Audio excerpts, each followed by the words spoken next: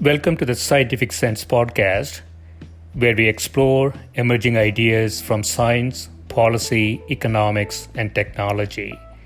My name is Gill Eapen. We talk with world's leading academics and experts about their recent research or general areas of topical interest. Scientific Sense is an unstructured conversation with no agenda or preparation.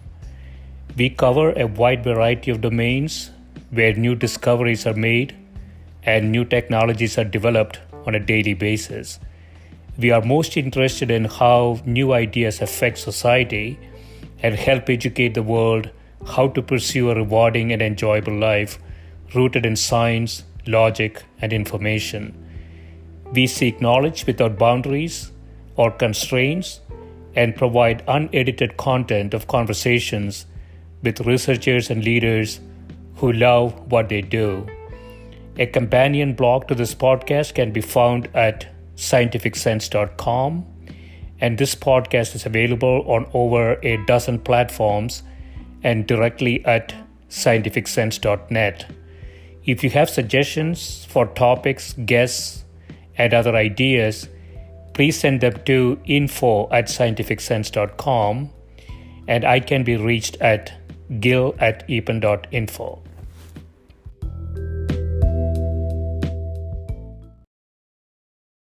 Today is Professor Richard Mammone, Professor in Engineering and Business at Rutgers University. He is a Fellow of the National Academy of Inventors, a recipient of the Thomas Edison Patent Award, and an inductee of the New Jersey Inventors Hall of Fame. He has published over 200 papers and has 30 patents. He was a founding editorial board member of the IEEE Neural Network Society and was Associate Vice President of Innovation and Partnerships of Rutgers. Welcome, Rick. Thank you, Gil. I want to start with your 2016 paper, Decision Quality Support in Diagnostic Breast Ultrasound through Artificial Intelligence, where I believe you showed that it is better than human interpretations. And medical ultrasonography is an alternative to mammography, but I guess it has a lot of variability in terms of interpreting the results. Can you talk a little bit about the data that you used and what the motivation was for the study and ultimately what the conclusions were? Oh, sure. So I'm going to go even a little bit further back to about 2011 when I first started, and with this whole idea. And basically, mammography is the gold standard for screening breast cancer. So there's about 40 million mammograms taken every year in this country, and it's pretty well established that this helps reduce the number of deaths in this country from breast cancer. Yeah. And so the problem is that mammogram machines are pretty expensive. You have to have experts who can manage them. And the idea was that in the developing world, in low and middle income countries, there's very far fewer mammographers and mammography machines, and it's just too expensive. Yeah. And what became apparent to me and to others is that ultrasound was actually a viable option to mammography. Mm-hmm. So right now, ultrasound is used after mammography. So typically what happens is after a mammogram, if it looks fine, then that's the end of it. If there's a cancer, then you go to the cancer. But if it's sort of in the middle, if there's a lesion and you're not really sure, then you could go to ultrasound. Yeah. And so the ultrasounds are used, but they're used primarily for that narrow, part of the process. And what happened was some studies started showing that you can actually detect some of the most dangerous cancers, and you could detect them very early. And what's evolved over the years is that due to dense breasts, due to the material being difficult for X-rays to get through, the mammography actually has some weaknesses, and ultrasound goes through those by seeing through the dense tissue and finding these cancers, especially for young women, and different ethnicities have more, in Asia and in different Yeah. countries. So what I started studying back then was, what about using, and ultrasound is much lower cost. So an ultrasound device you can get and put it onto your smartphone or onto your iPad or computer, and maybe, for under $1,000, whereas a full blown ultrasound might be $100,000, and a mammogram machine might be several hundred or $1 million. So the idea was to get these into the hands of people all over, and eventually, honestly, my ultimate goal was to get it to be a consumer device that you would get, maybe a couple $100 device that women could do at home, and just put it on their smartphone and do self breast exams themselves. So if we are using ultrasound as sort of the second mode of diagnosis after mammogram, and if ultrasound is better, why do we use mammogram at all? Well, that's controversial. It's historical. Mammograms started, and they're the gold standard. They're the standard of care, so that's the accepted practice. As you know, the way that the FDA and the way the medical profession works is you have to have many, many studies over many, many years, and you have to statistically prove that something is efficient and safe. So that's been done. We're slowly, because of the dense breast issue, people are starting to look at using ultrasounds as a screening device. So there's a whole bunch of terminology, and I'll try to get around to it. But to do screening means you don't show any symptoms. So in order to be a screening device, only mammograms are approved. Diagnostic device means you have some symptom. So in other words, if you had a bump, then you could use ultrasound. If you had some discoloration of your nipple, or if there's some indicator, if you had a mammogram and the mammogram was suspicious, then you could have an ultrasound. But right now, the way the standard of care works is you can't go right to ultrasound. Now, because of dense breast, there's an exclusion in most states, and it's working through the legal process that if you have dense breast, because then mammogram doesn't work. So as well, at all. I mean, because when you have dense breast, what happens is the ultrasound, everything looks white. So you're looking for a little white chip of calcium inside a sea of white, and it's just not going to be, a good thing. So the ultrasound doesn't have that problem. So ultrasound is slowly working its way to becoming part of the standard of care as a screening device, not just a diagnostic device. And anticipating that, 10 years ago, basically, I thought it was going to happen much faster, honestly. The idea was to make a low cost, and really the initial focus was mostly in countries like in India, China, Africa, where the number of radiologists is very few per million women. Yeah. And and the number of devices is very, very low. The number of mammogram machines is extremely low in these countries. And so the idea was to just give a very low cost device that you could. Lots of people have smartphones, even in these countries. There's entrepreneurs in Africa and in Asia, and it turns out I went to a conference in 2011 in Geneva, and the whole idea of it was, how can we take developing world innovations and help the low and middle income countries? And it turns out that there's this entire ecosystem of women, basically, who do all these amazing things. And so the idea was they use smartphones, and they have solar recharging, and it's like a whole it's like a really amazing thing. It makes you ashamed of your gender, but because it's virtually all women. But the idea was to get these devices to them to put on their smartphones, and then they could do the breast exams, and ovarian and other things could follow suit.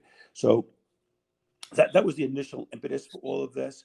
And so that is so there are two things there, right? So what you have proven, I think, initially was that if you use ultrasound imaging, and we have quite a bit of variability there based on the human interpretations, right, and that seems to ultimately results in a lower positive predictive value, because they tend to tend to kind of err on the false positive position for reducing the risk.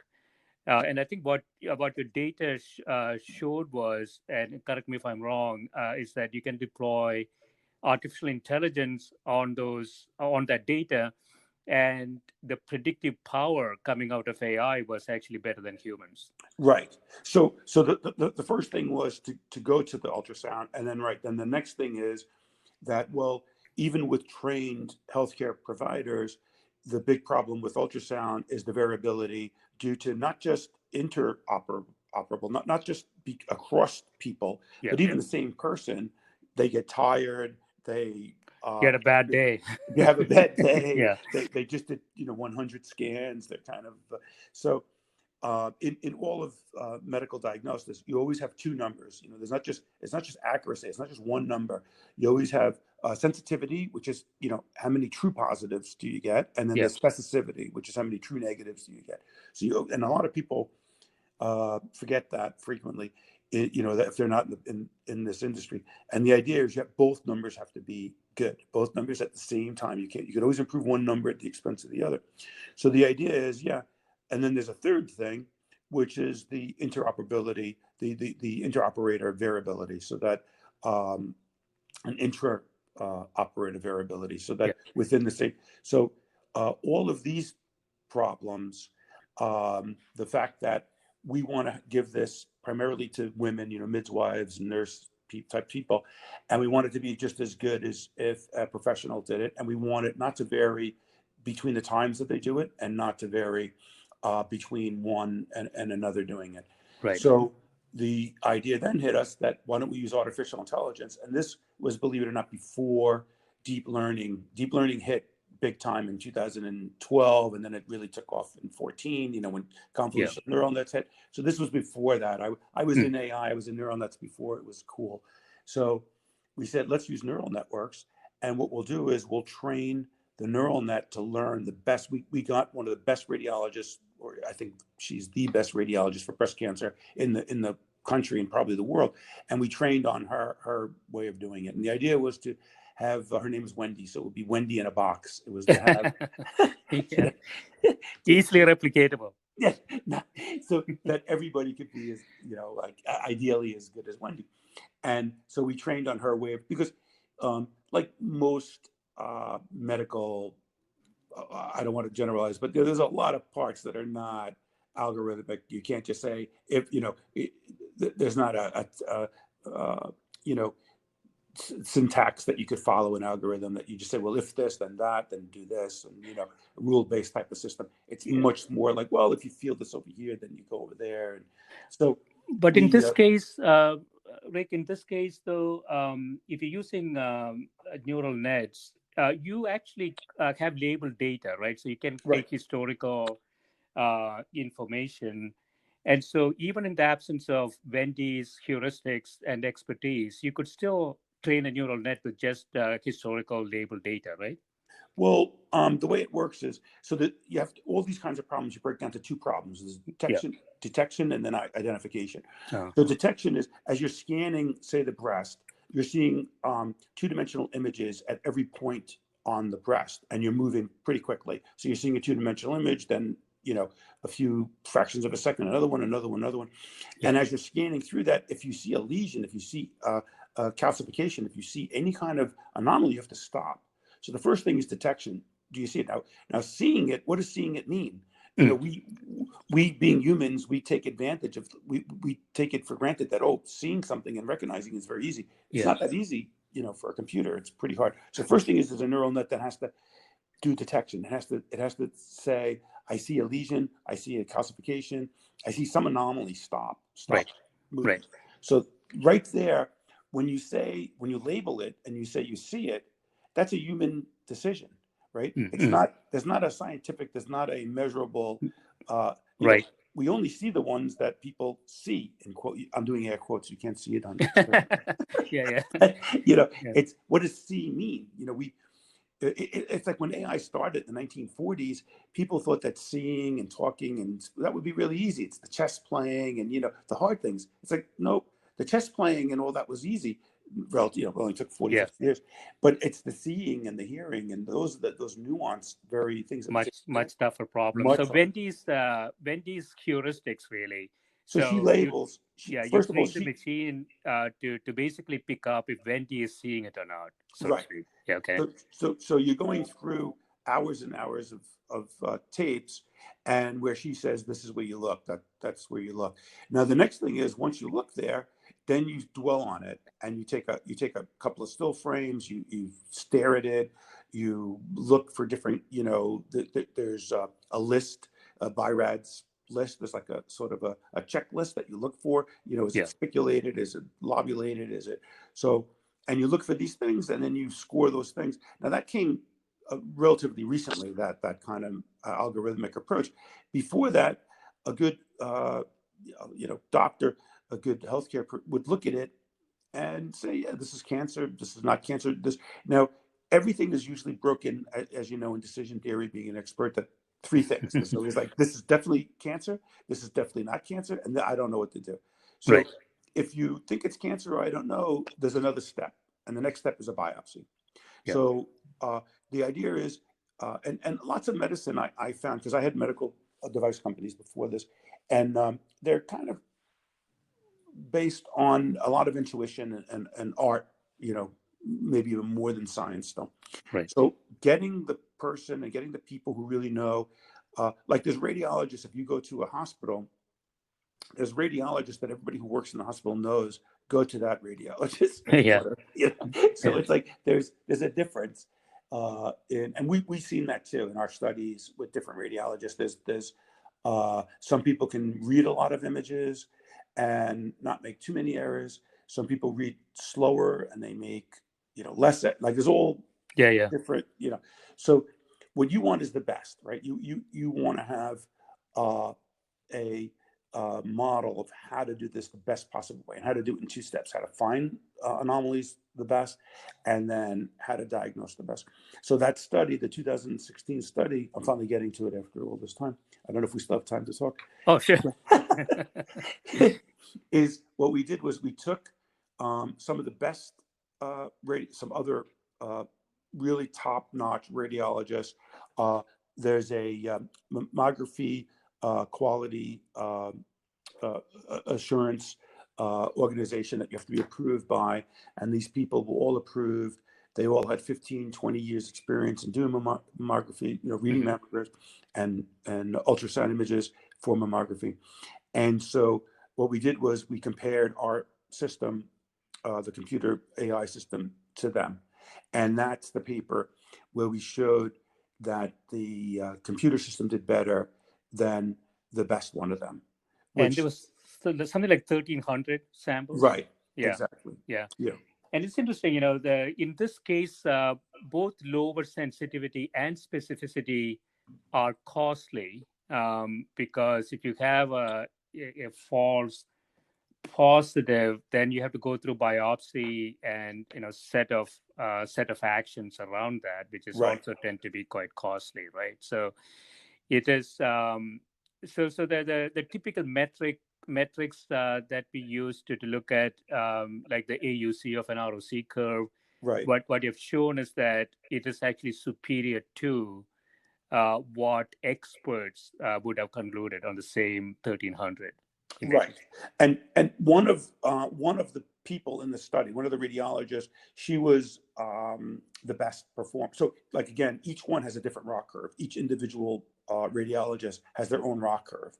So some radiologists have a better, so the area under the ROC curve is how good you are, right? So, there's the two types of errors, and you want to get one number, so use the area, and that's the convention in medicine. Yeah. And so there's actually people who have very good area under the curves, people who don't have such good. And what we did was the AI system did better than the best person. So it found cancers that even she did not find when she did the reads, herself. And so, what that one thing that would lead you to believe is that, well, if we gave this to the midwives and to the people who aren't healthcare professionals, that it would do as good as a radiologist. So we actually had an NIH grant with a foundation, and the NIH as well.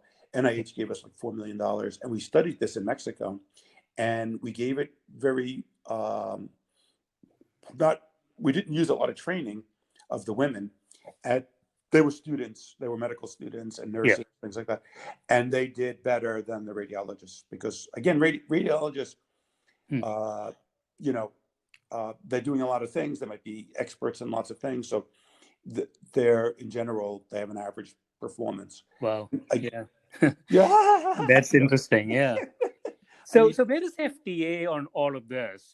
As technology improves, there is no question that we're going to see machines doing better in this type of things when there is a complex set of data, whether it's images or very highly multifactorial type information.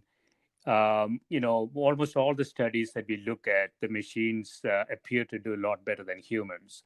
So I wonder where is the regulatory thinking is on these types of technologies now. so back around that time, I had a spin-off company which I have since sold, Yeah. but so we did the first FDA approvals for our software, and I found the FDA to be just really helpful, really smart, and 100% behind having this happen. They just want to make sure that it's done scientifically, it's done statistically, Yeah.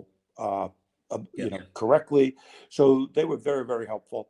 Um, a lot of clinical trials have to be done, and a lot of steps, and you know, it it will happen. It is Yeah. happening. Yeah. Yeah. Uh, yeah, and a lot of the problems surround the data, how to get the data, because as you know, privacy of medical data, Right. HIPAA compliance, and people are, there's a lot of extra layers of problems that you have to work through. Right. But I mean, we did manage all that. We did get FDA approval for our device, and there's more. We did it in a staged way, so we got approval to help. In the beginning, and then eventually, I think it before people trust in this country, before people trust just taking your cell phone up and doing your self breast exam or prostate exam or whatever, and getting your phone to tell you if you have cancer or not.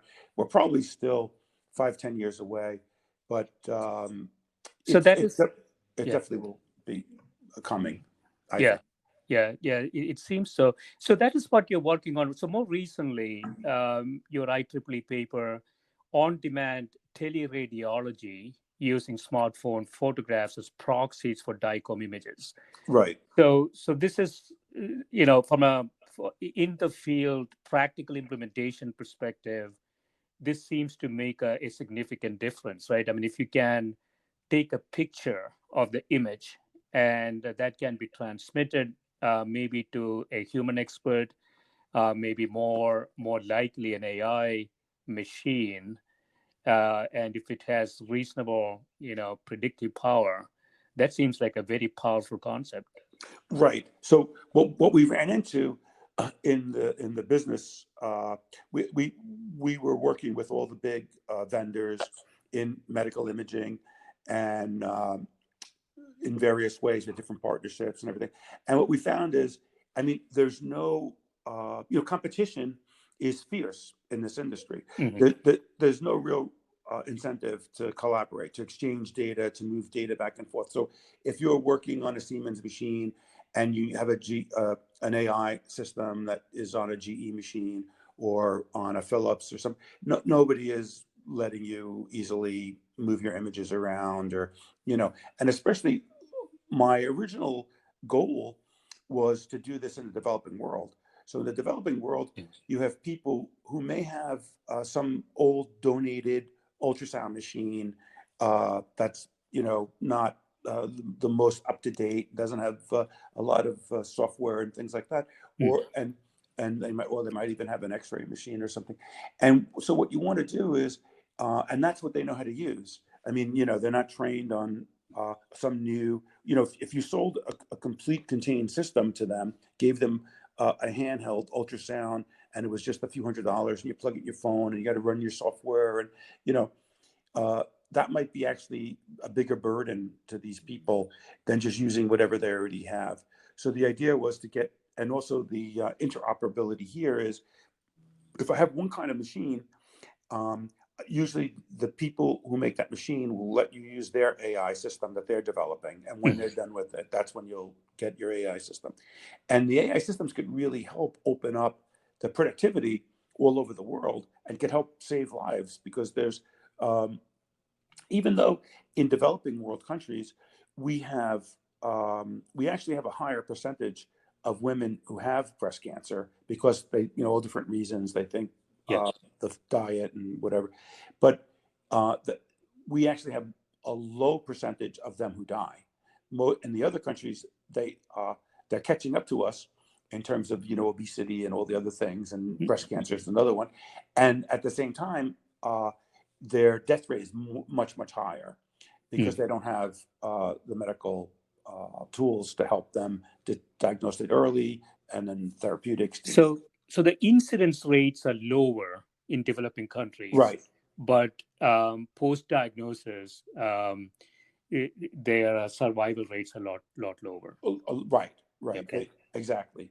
And it's like one of the experts explained this to us, that, these women, usually they have to work and they have kids, and they're really busy. So until they have a tumor that's as big as a grapefruit, they don't even come to the doctor. And then by the time you see it, it's like, this is, you got a couple of weeks. So and so it's But the idea is, if they had a way of, and because going to the doctor is a big thing, and so if you had, meanwhile, there's this network of entrepreneurial women who, if they could, help each other and do it themselves, and see if they got breast cancer early.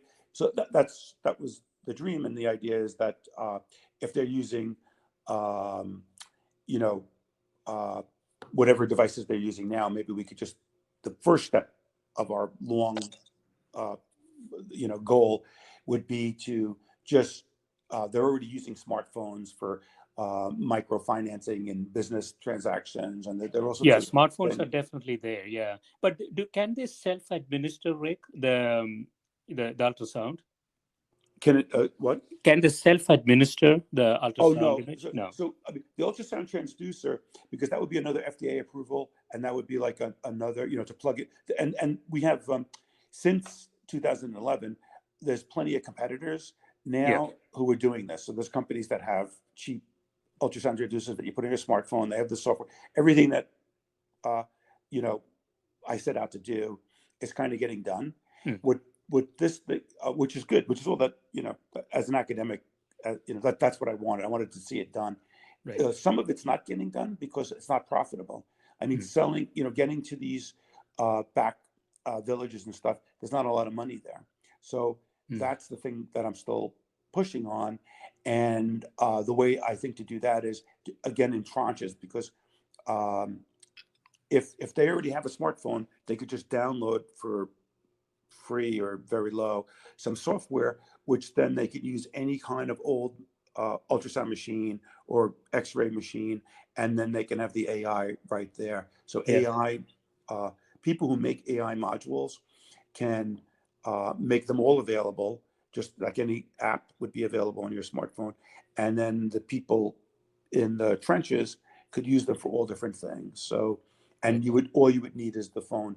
And eventually, I think, there's a couple of companies. There's one in particular that got a tremendous amount of money, and I think they probably are gonna be the first ones to get the ultrasound transducer on your phone, and it'll be $100 or $200, and then you just plug it in your phone, and then it'll all happen there. But the soft, you still have to use their software. So this gives an alternative. Competition, I think, is the best way to keep the consumer in the powerful position. So being able to just use the phone with any device, I think, is still an option that should get on the market. But there still has to be the image, right? Right. So there still has to be an ultrasound machine in proximity. So right. So Right. before you can take a photograph, yeah, yeah, Right. I mean, the advantage of it though is that it doesn't have to just be an ultrasound. Now it could be any kind of medical imaging device, and what okay, it makes it makes a free market economy out of right now. If you're a small company and you have an AI and you prove that you could read mammograms better, how do you get to the mammogram? mm, There's no method because GE and Philips and the guys who run it, they're not going to let you get your AI there, and the FDA and everything. So if you're on a platform where anybody could use anything, then you know I think progress will be accelerated and competitor, the competition will open up. So it's more an intermediate step. It's sort of like the way Netflix used, CDs, DVDs for video before they went to streaming. yeah, Yeah, the future, as we set out 10 years ago, is going to be the device. But right now, people are bundling everything, and this is, it's more of a business uh, thing. It's also because it'll allow more competition, yeah, and yeah, it's also just uh, it broadens the scope because each AI application takes a ton of work. So there's people who concentrate on working on just heart ailments, just bone fractions, just lung, and so if you want to use all of them, uh, and for whether it's X-ray or CAT scan, or you have to go through the market and try to figure out, and here again, you would just have an app, and you could the doctors, it'll just accelerate the whole process of yeah. I mean, you're thinking here, it's so in developing countries where they don't have access to screening, it is typically much more delayed, from an optimum perspective before they actually find it. right, Technologies like this, even if you tune it in such a way that you reduce the false negatives, it may still be a way to take the first step, right? It may not be the ultimate diagnosis, but it might actually could get the people at the higher risk of having a problem to a more a higher accurate diagnostic right. process. So like in Mexico, we had women who traveled 8 and 10 hours by bus and to come and be in our clinical study down there because they had no other option. In most countries, you might have to wait a year to get a breast exam, to Yeah, go and see a doctor. So if you have productivity tools, that the doctor has productivity tools, because there might be one doctor for many, many miles, and they may be in this village, in January, and then they go to this village in March, and then they go. And so if they have a tool that they can rapidly, um, you know, do the diagnostics on their phone, they can go through it much quicker yeah, and do more women, and then more women can come, lower the cost, lower the, increase the productivity, so more women can get looked at. And eventually, again, we know the long goal is to get the device onto the women. But right now, the reality is that's not the way it works. There's healthcare providers, and you got to work with the system that exists. And what's the next step? Because right. there's so many. Uh, you know, by the way, in other countries like in China and Japan, you could go right to ultrasound. So they have much more dense breasts in a lot of these in Asia, and I think India too, Mhm. where you could go right to ultrasound because they don't have the standard care that we do, and also because for whatever reason those countries have, and also the women are younger. Another Yeah, strange thing is the women who get cancer are in our world, they're usually a little older, so they have dense breasts, so they go right to ultrasound. So they're mhm. already using the ultrasound. So this would be a way to speed that up. And if a doctor could do 10 a day, now they could do 20 a day, so more women could be seen. And it's the next step. It's sort of like, and it's something that I've done in my career several times. I start too far, like too ambitious, and then Yeah, what you have to do is just back up and say, okay, what, you know, in the late 70s, I was working on LASIK eye surgery. And now you know what that is. But for 20 years, no one knew what that was. So it was like, and all the patents have expired. So it's like the trick is timing. Like, 90% of getting things right is the timing. And so I think going all the way to the ultrasound transducer on the phone, I do think that will be, just like LASIK surgery did happen, I think that this will happen, but I think this is a step. And there's a bunch of cool problems and a bunch of other things that will be allowed. Another thing that I wanted to say back when we were talking about the decision support software, and I know you're a decision guy, is that there's a thing in artificial intelligence that if you have two different decision-making devices, you could always fuse them. You could always combine them. If their errors are uncorrelated with each other, there's always a way to combine them so the final decision will be better. So the idea of that study, one of the subtext of the study, which was kind of hidden in the nerdy in between the lines, is that by using the doctor and the device and having the two opinions fused together, you could do better than either one. Absolutely, yeah. And that's because in this case, it's almost two completely different modalities, right? Exactly. So the power of that combination will be even higher. Yeah. Right. And the things, and that's why we walked away from using BIRADS. So the BIRADS, which is the lexicon that the doctors are trained to look, if it has lobulations or speculations, the neural net doesn't do that. So the neural net finds its own things, and it finds its own independent assessment of what's going on. And now the problem is the doctor. The problem that you have is the doctor doesn't believe it. It's like I don't see that this cancer. I don't see it. It's not speculated. So the other contribution that we came up with is a saliency map. So what a saliency map is that each pixel in the image, you could think of it, basically when you use backpropagation in neural nets, the backpropagation is a chain rule of the derivatives, and that tells you how sensitive, as you go all the way back to the pixels, how sensitive the partial derivatives of the score with each pixel. So by looking at the sensitivity, you know that this pixel really, when I said it was cancer, it was these pixels here that really were very sensitive to that. So now we highlight those pixels, and the doctor could look at it and go, "Oh, I see. I didn't see that before," or that's interesting. I never thought that, and maybe so. The fusing of or augmenting human intelligence with artificial intelligence is, I find, a fascinating. Absolutely, Thing. That there's a lot of opportunities there. In this paper, you also mention a denoising neural network. What exact neural network preprocessor you say? So what exactly is that? So it's sometimes it's like an autoencoder. So what happens is instead of training a neural net and saying, this is a cancer and this is not cancer, or this, is a tumor. So another thing you could do is just say, okay, put an image in and get the same image out. But the image I put in could have glare on it, could have shading on it, could be a poorly taken defocused photograph, and what comes out is a focused photograph.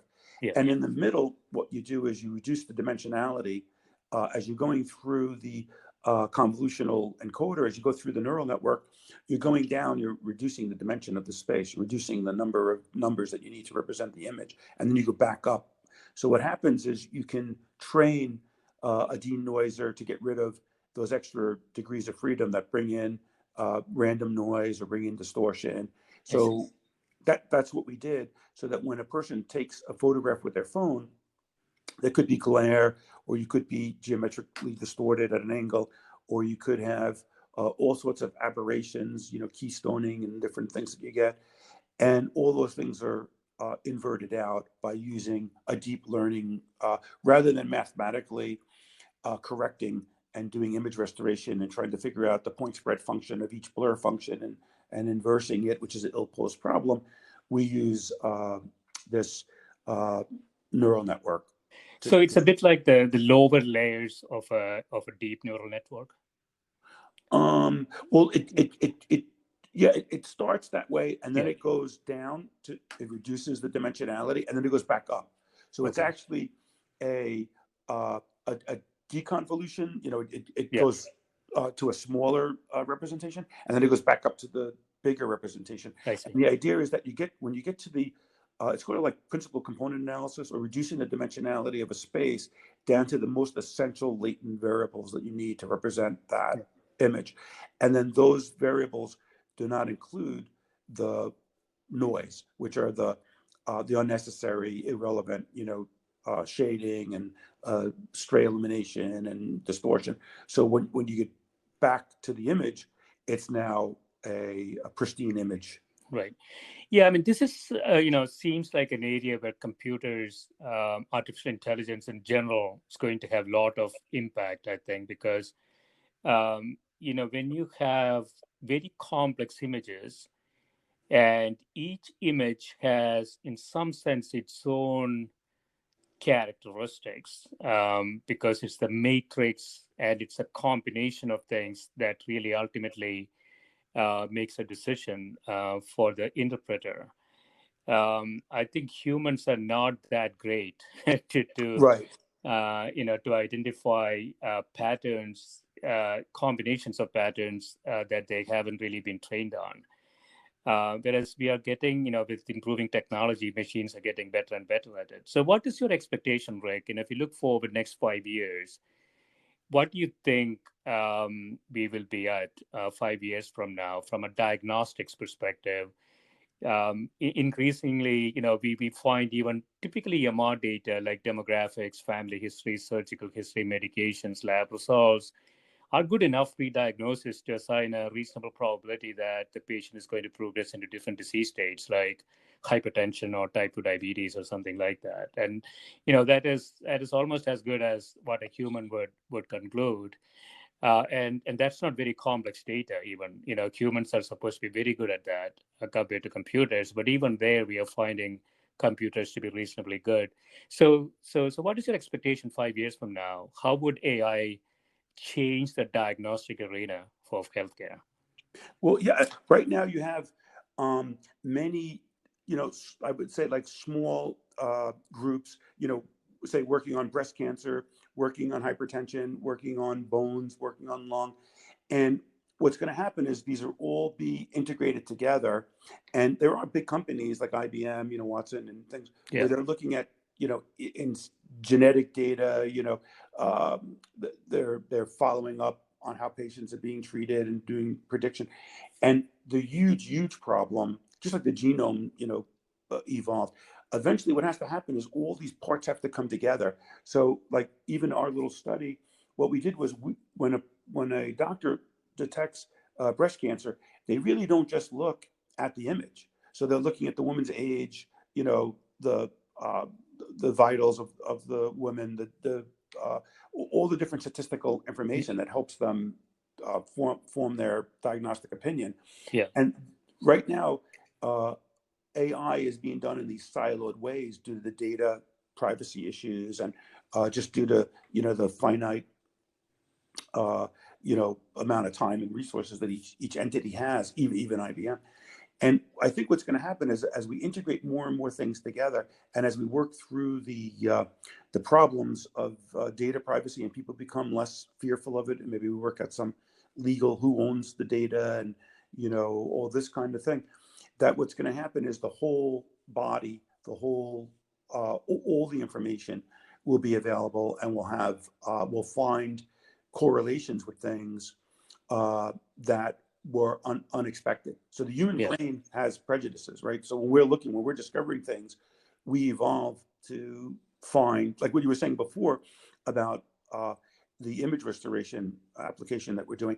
Yeah. It's easy to camouflage things, and there's also visual tricks that you could fool humans. We're not perfect by any means in the ability to make sense out of our senses, but computers, like we said before, computers have a different way of using language as best I can, but it's Yeah. the AI algorithms are looking at different things and using different kinds of logic. And what we really want to do is augment that. So we may find genetic patterns that we could never see with one mind. One mind could never look at it and see that this complex pattern that went across all these diseased patients was there, because it's just not a linear correlation type of pattern. It's a very nonlinear, very dynamic type of pattern that humans are not made to see. So I think this will lead us into a new era of really of science, of scientific thinking, to tell you the truth. Yeah, and the good thing about computers, obviously, is that they don't complain and they don't get distracted either. So yeah, the results are more uniform at the very least. So I want to conclude with something that you wrote on the Medium recently about startups. Where the venture capital industry don't really look at sort of the companies in the middle who are yet to get revenue, but almost at the threshold of a scale up, and they tend to die there. What are your thoughts on how this could be changed, and what policy direction might be helpful? Yeah, I mean, and this is actually an extension of what we've been talking about, because trying to go too far, so 10 years ago, trying to go all the way to the ultrasound AI system that would replace mammography was probably naive. I mean, the medical infrastructure is set up the way it is, and it's profitable. So the idea is that if you have a startup company, if you're a professor in a university, so the first part of the article I talk about, there's a new Congress is trying to pass this Endless Frontier Act, which would put a lot more money into the pure R&D and trying to get it further along, trying to get to things like new ways to diagnose cancer and cure cancer and things like that. But then the problem arises that, okay, you have something that's brand new, it's radically different, and maybe you yourself and some friends put in some money, and you show the feasibility, you make a little device. The problem is that you can't get venture capitalists, you can't get investors, because it's too risky. And honestly, what I've learned now a couple of times is that usually it takes 10 or 20 years, and venture capitalists, they form an LLC, their entire fund only lasts 10 years. So right. They have to exit. They want an exit. They're not looking to help the world. That's like, that's low on their list. It's when do I get my profit? The faster and the more profit, the better you are. So how do we, in a capitalistic society that's so profit oriented, how do we get money? It's better for society. It's better for all of us to fund these things. So what I'm working on and trying to push is that there was a program back in 2001 called the New Markets Venture Capital Program, and the idea was that that social entrepreneurship is this idea that you can have multiple bottom lines. It doesn't have to be money alone, just profit alone. It could be social benefit, it could be environmental benefit, and there's even others. So the idea is, how do we, in a pure capitalistic society, how do we get those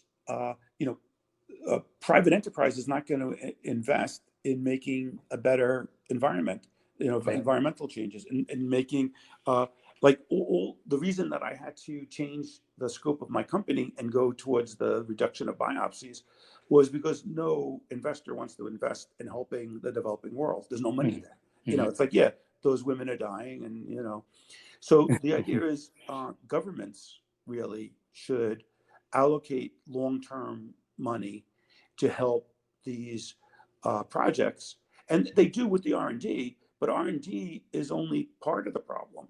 Venture capitalists put in more money than our entire R&D budget's $130 billion. Venture capitalists in the United States put in more than $130 billion. And that's the way it is, because commercializing something, innovating something, making a product out of something is a very expensive, very arduous, different skills, and professors aren't going to do it. Universities aren't going to do it. So what we need to do is build up this innovation class, and just like there's a National Science Foundation, there should be a National Innovation Foundation. Right. That's a great way to think about it. I mean, you have a concept here social return, which I think is a great way to think about it, right? So these are activities that a private company will not get involved because the profits are going to be distributed to society, and so they can really get the financial returns from that. And so nobody jumps in first to do these types of things, and so we kind of open up a big vacuum. Yeah, the basic R&D is there, the feasibility perhaps even there, but to take it to the next step that could have a significant effect on society, there's a gap there in terms of funding, right? Right. And also organizations, Yeah, because the it's not just it will be distributed, which people lose interest. Nobody uh, like I've run centers in universities where we have multiple industry partners, and the problem with that is everybody owns it, so nobody owns it, so nobody wants it. That's the first problem. The other problem is a lot of these things take a really long time. The internet kind of came about through a couple of serendipitous. Was I worked on it back as a grad student when it was done for national security reasons, and then everyone knows the story now. But these things evolve haphazardly. What if we had a group of people, just like there are professors, there's thousands of professors doing R&D.